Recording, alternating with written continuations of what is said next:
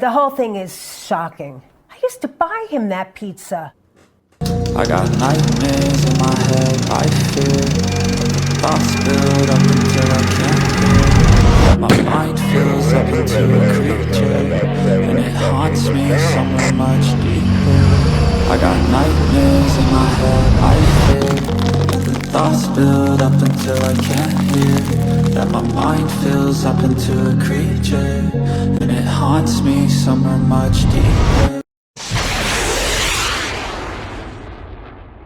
Hello and a warm welcome to True Crime Rocket Science, the most authentic voice in true crime. What is it like working for a serial killer? Would you know if you were working for one? Well, Donna Sturman, you heard her voice at the beginning of this clip. Rex Heuermann's former executive assistant has broken her silence on what it was like working for Manhattan architect Rex Heuermann. It always kind of bothered me he didn't eat the crust. There's something about Sturman that kind of makes one think of Heuermann. She's sort of brash. I don't know if it's a New York thing, but one can certainly see how maybe they got along well, have similar temperaments. But the question is, did Heuermann's assistant ever suspect him of being a serial killer? When you see the mugshot of him, I never really looked at him like that. So how did she see him? How did she perceive him? How did she experience him? This part is definitely quite surprising. It's seriously traumatizing. How do you know who anyone is? Great question. How do you know who anyone is? Before we get to that, if you haven't subscribed to the channel, please do. If you're enjoying this analysis, please like, share, leave a comment. You can also hit the thanks button, and let's get started. Now, the one part from the interview where you don't hear her voice, to me, is the most important part, where she says, "To me, he was always so respectful." That's interesting because he seems to have another persona, a more arrogant side to him, which came to the fore a little in the interview he did with Antoine Amira. Amira, who has since scrubbed his interview with Heuermann, described Heuermann as not intimidating but imposing. Let's listen. What stood out is his attention to details. He was very knowledgeable, very detail-oriented. Amira told us Heuermann had a distinct physical presence. Intimidating, no. Imposing, yes. Very, very imposing. He is a head above me, a very large person. I still remember his handshake when we met. Very strong. Now, what's quite interesting here is how Heuermann presents himself to another male, right? And one can almost imagine that he doesn't need to, if he feels he doesn't need to assert his manliness or his masculinity or his power to perhaps an older woman. But perhaps when it comes to a younger woman, well, then aren't things a little bit different? Now, to be fair, Heuermann right now is merely a suspect, the prime suspect in the Long Island serial killer case. 6 months ago, I was in Long Island. I actually retraced his commute from Massapequa Park to Manhattan to his office and back. And so I've certainly trodden in the path that he would walk. And he's, of course, the man accused of murdering 4 women and disposing of their bodies in the GILGO Beach area. Many people have speculated that there are going to be additional bodies, but thus far, it's just 4 bodies in the GILGO Beach area. Interestingly, Sturman does say that she sort of got the heebie-jeebies when she took the job to begin with. She said that she felt something bad in her gut when she took the job with Heuermann 7 years ago, but she said she needed a job because she was having financial difficulties. This is according to an ABC 7 article, that she was having difficulties financially. And I mean, isn't that the same thing that was the case with all of his victims? They were also having financial difficulties. And perhaps that's why he hired her, because perhaps he knew that she had an involuntary bankruptcy. She needed the job and she'd work hard. He offered me so much money, and again, my situation being rendered without any money, I took it. When ABC 7 interviewer Kristen Thorne asks Sturman, what was it like working for him? She said, well, it was always about the projects we were working on and what had to be done the next day. She said there was so much work. I never sat down. From the time I came in, I was constantly busy. Now, interestingly, Heuermann was all business with his assistant, never talking about his personal life around the office. It's possible this wasn't necessarily in Heuermann's nature, but Heuermann being careful.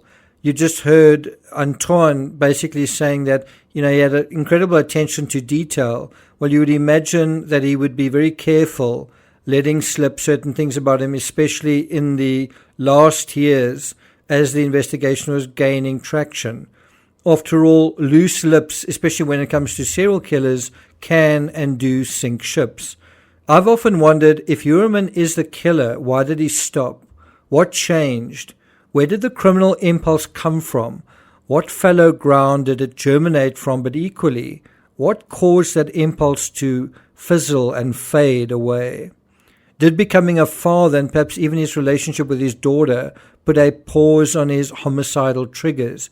Again, at this stage, he's a suspect in the case and he's presumed innocent until proven guilty.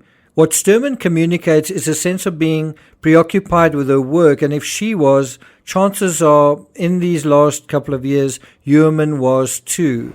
Perhaps if the killer felt insignificant and unsatisfied in a certain area as a younger man, perhaps with age and influence and increasingly prestigious projects, his sense of agency increased, and he felt more a man among the men and women of Manhattan. If anything, that is what Antoine's video seems to show, a man starting to find himself, starting to gain, in terms of himself, gain traction in terms of his life and his life's trajectory. But what does Heuermann's assistant think of him in retrospect? She said, I was researching something on Google and saw Rex's name, and I thought, that's not a very common name. Then I see Heuermann, then I see Massapequa, then I see architect. I thought I was hallucinating. Honestly, it was like moving in slow motion. So initially she's in denial. Initially she can't believe it. She's traumatized, she's shocked, and she basically communicates all that it's taken her this long to actually talk about the fact that she'd worked for him. She says the words traumatized over and over again in the interview. She says it's seriously traumatizing. If Heuermann is the GILGO Beach serial killer, Sturman wasn't his type. She was too young, she was in the wrong profession, and she wasn't what the killer wanted, a disposable, forgettable drug addict. Heuermann wasn't boss of the year either, according to Sturman. Sturman said that Heuermann never paid her overtime or vacation time. She filed a complaint with the New York State Department of Labor, according to ABC7, and in 2021, which is quite recently, the department found Heuermann owed Sturman $20,000 in lost wages. That's not chump change. In September, the Department of Labor issued a judgment against Heuermann for still not paying Sturman. And this may be the only red flag that Sturman wasn't dealing with an ordinary average architect. The fact that he was selfish, that he was withholding pay. And we do know that he was selfish and greedy in the sense that he was pursuing several lawsuits, 4 in 9 years, many asking for millions of dollars in damages for quote-unquote serious injuries, where he claimed that a car had bumped into him while he was crossing a road. So how do we know who a person really is? Well, we are naive if we think they're going to tell us. We need to pay attention. We need to listen. We need to look for inconsistencies in what they say and what they do, inconsistencies in what they say and their effect. We also need to think critically. He trusted me with everything, so therefore I trusted him. Well, if you think about it, he clearly didn't trust her with everything, and he wasn't trustworthy because he didn't pay her, but certainly probably appeared to be a trustworthy, cuddly fellow. And that's probably how his wife perceived him as well, as kind of mostly harmless. But in the same sense that they found him to be perhaps mostly harmless, that was the thing he didn't like about himself, that he wanted to be seen as someone with more agency in different respects.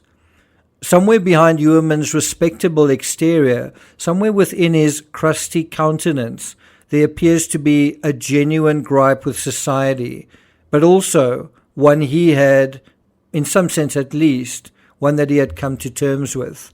Thank you for listening, and I'll see you guys next time.